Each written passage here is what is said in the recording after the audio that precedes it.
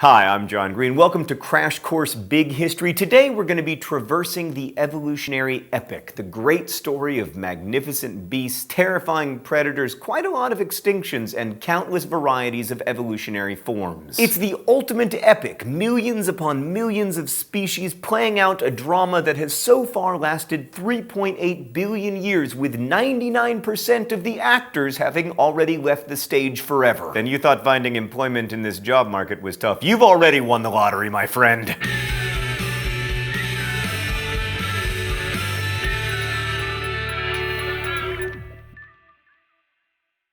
The keystone of our story is evolution by natural selection. So in the 1830s, a young Charles Darwin traveled around the world on the HMS Beagle. Inarguably, by the way, the most important beagle of all time. I apologize, Snoopy, but it's true. Darwin had the rare and amazing opportunity to study a great variety of the world's wildlife, and upon returning to England, he discovered that a variety of finches he had collected on the Galapagos Islands had beaks that were subtly adapted to their different environments and food sources. Darwin later combined this idea with the observation of how populations tend to overbreed and strain their resources. I mean, if there's competition for resources in an environment, then animals with useful traits would survive and pass those traits on to their offspring.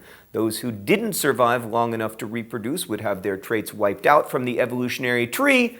Natural selection. We talked some on Crash Course Big History about good science, and Darwin was a good scientist. He worked on his ideas for 2 decades, systematically finding new evidence to support his case, and then finally in 1859 he published On the Origin of Species, and it sent shockwaves around the world. The book offered an explanation for why so many species that seemed perfectly adapted to their environment could have been formed by a blind but elegant law of nature. Darwin's theory was so elegant yet so effective that his colleague Thomas Huxley exclaimed, "How extremely stupid not to have thought of that." Side note, if you ever read On the Origin of Species, try to get a first edition, because in later editions Darwin made a bunch of revisions in answer to some critics, but he got it actually more right the first time. Speaking of which, one of the phrases only included in the later editions and commonly attributed to Darwin was survival of the fittest, but that phrase was actually coined by Herbert Spencer, father of the more troubling social Darwinism, which tried to apply nature's rather harsh laws to human social orders. I prefer Darwin's original phrase,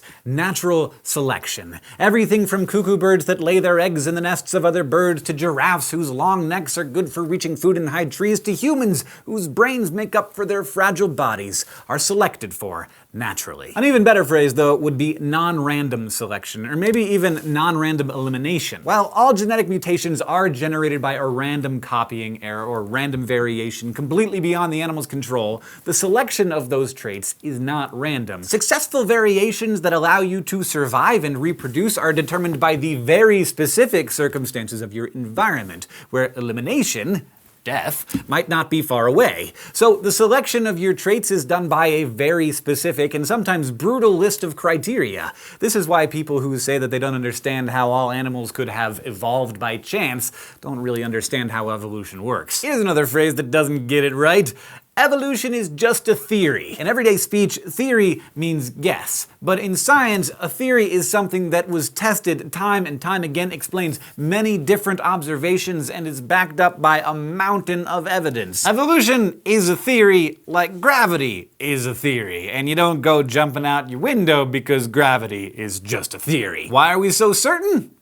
Emily knows. Evolution is one of the most tested, most utilized, and widely accepted theories in science. It's backed up by literal tons of fossil evidence, which can show us shared traits with species that no longer exist and help us map out lines of descent for creatures around today. DNA sequencing further tells us about lines of descent, and you can measure the commonality of the DNA possessed by 2 animals to tell how closely related they are and when they may have split off from a common ancestor. Radiometric dating allows us to assign dates to various fossils, further helping us map out lines of descent. Then there's the simple fact that extinct species are always found in the same rock layers you'd expect to find find them, which is why you don't see a bunny skeleton in Cambrian rock layers from 500 million years ago. That's also how we know that Dimetrodon is not a dinosaur. Closely related species are often geographically distributed near one another. That's not to mention that we can see evolution happening before our very eyes, whether it be the discovery of a new species that recently moved into a different environment, the development of newly adapted bacteria into superbugs,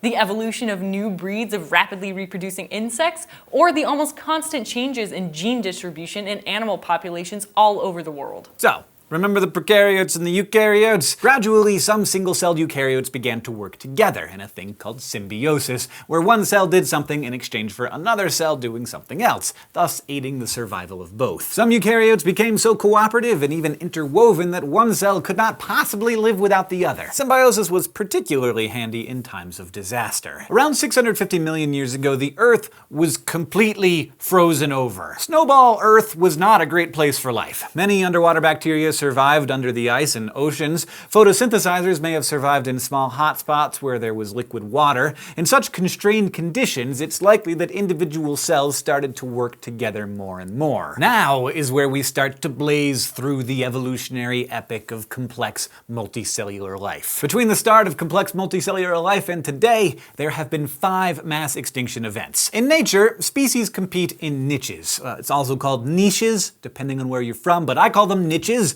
Is an area of the environment that requires a special set of skills and traits to extract food and reproduce. When niches are full, competition is heavy, traits become finely tuned, and evolution generally slows down a little. But when a disastrous extinction event wipes out the majority of the animals living in a niche, the surviving species have room and a lack of competitors to evolve new traits very fast to fill the niche again in what we call an adaptive radiation. The evolutionary epic is dotted with periods of niches filling up, being swept clean by disaster and filling again by new rapidly evolving species. Example, for the longest time dinosaurs ruled the earth and mammals were a puny, timid race of small shrew-like creatures that stayed out of their way. Sometimes we burrowed in the ground or only came out at night or confined our diet to tiny bugs.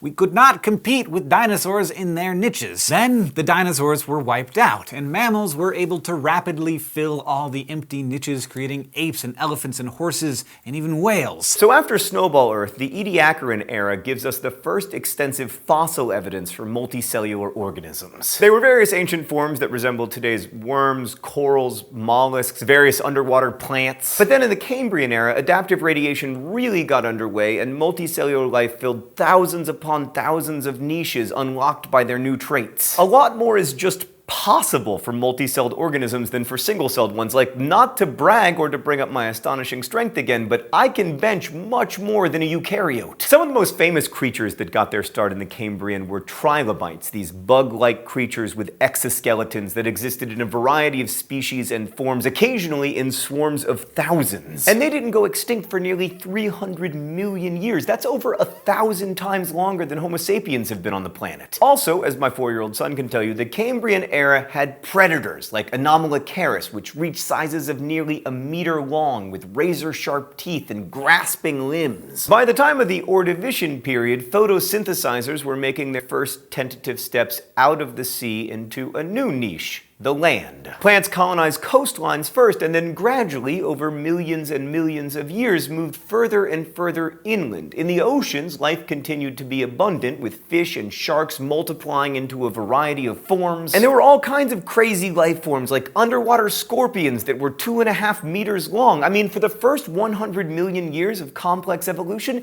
a mind-boggling diversity of creatures was emerging. But that also meant all the niches on the planet were getting very full, and many competitors in the same niche made it difficult for a new species to enter it with ease. And then came extinction. I feel like extinction is going to be a thing, Stan. Is there any way we can make a thing for extinction? Yes! Ordovician Earth went through first a major freezing period, killing off many warm water species, and then a radical heating period, killing off many cold water species. Many ecological niches were swept clean, and this removal of competition meant that new species could enter empty niches and evolve rapidly in one of those adaptive radiations. There was also incentive to move out of the seas and onto the land. In the Silurian period, one of those groups that evolved rapidly by filling terrestrial niches was the arthropods, those exoskeleton species and the ancestors of many of today's bugs. Since plants continued to colonize the land and more of the Earth's surface was becoming forested, that increase in the number of photosynthesizers increased the percentage of oxygen in the atmosphere to between 30 and 35%. Today, it's approximately 21%.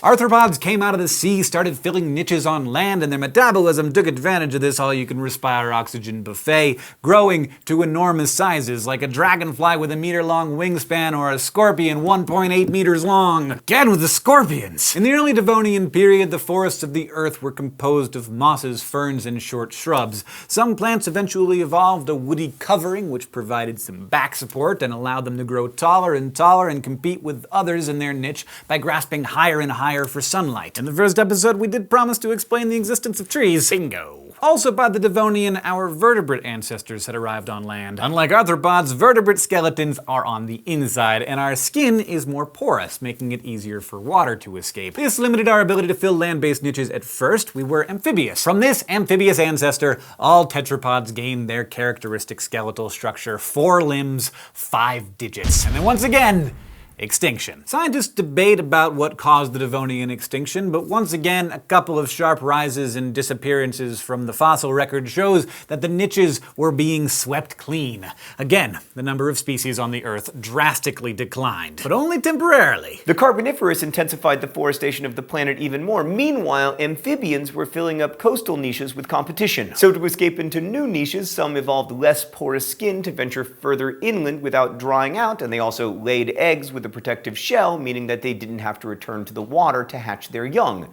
These were reptiles. They were able to fill up the inland world where real estate was cheap, and come to think of it, real estate still is cheap. Next up was the Permian. Many of the forests dried out, creating deserts. Reptiles thrived in this transformed environment with less competition from the forest and river dwellers. Also during this time, the ancestor of mammals evolved. I'm talking, of course, about the synapsids. So considering that they were the ancestors of everything from you to your dog to elephants and whales, it gives you an idea of how radically things can change in just 250 million years of evolution. Because then, once again, at the end of the Permian era, we have extinction. Often referred to as the Great Dying, it was the single largest extinction event of the past 500 million years. Its cause is still debated, but the most dominant theory is an environmental disaster caused by volcanoes in Siberia. All told, over 90% of marine life and 70% of terrestrial life, maybe more, died out. Synapsids were hard hit, leaving space for a huge adaptive radiation of giant reptiles. And now we are finally closing in on my son Henry's favorite period of history, the giant reptile period. In the subsequent Triassic period, the Earth's climate was ludicrously dry with many deserts, and then near the North and South poles it was warm and wet. Again, dry climates were a big win for reptiles, and our mammalian ancestors got a bit of the short end of the stick because there was so much reptilian competition in many niches, so we hit on the fringes. Meanwhile, there were many kinds of giant reptiles in the Triassic, of which the dinosaurs were just one kind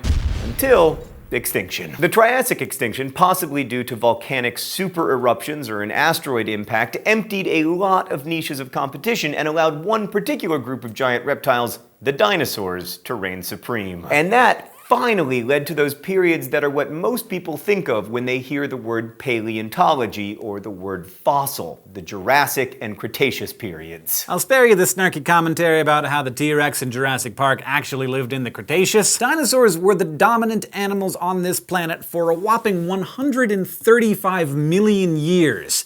That's 540 times longer than our species has even existed. To help you understand this, consider 2 of the most iconic dinosaurs, Stegosaurus and T-Rex. Stegosaurus was around in the late Jurassic, T-Rex was around in the late Cretaceous. They are separated by roughly 88 million years. Humans and T-Rex are separated by less time than T-Rex and Stegosaurus. Approximately 65 million years ago, the reign of the dinosaurs ends. You guessed it. In extinction. A rock roughly 10 kilometers across crashed into the present-day Yucatan Peninsula with 1 million times more force than all the nuclear arsenals of the world combined. Bad for the dinosaurs, but it opened up a lot of niches previously occupied by them. Many small mammals were able to survive by burrowing or simply requiring less food. They were then in a position for another adaptive radiation. Small mammals quickly evolved into an immense variety of larger forms. And so was the story of complex life on on Earth during the evolutionary epic. Next week, we will explore the nascent beginnings of a new phase of complexity, the accumulation of more knowledge generation after generation, and the intensification of a newfangled evolutionary invention, culture. See you next time.